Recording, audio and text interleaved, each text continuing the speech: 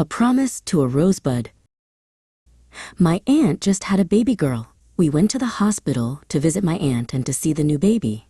My aunt was feeling fine, although she was just a bit tired. She walked with us to a big window that had lots of babies behind it. She pointed to a crib with a baby in it.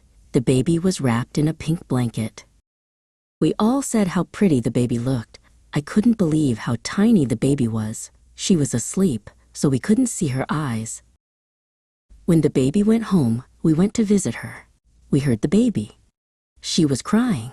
My aunt said the baby was hungry. My aunt had a baby bottle full of warm milk. She fed the baby with it. The baby was happy after that. My aunt patted the baby on the back until the baby burped, and then the baby fell asleep. I held the baby. I looked at her tiny fingers and tiny toes. I was very careful with her. She opened her eyes and looked at me. I spoke to the baby, but I knew that she could not understand me.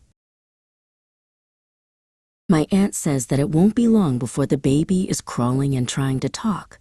Babies are cute.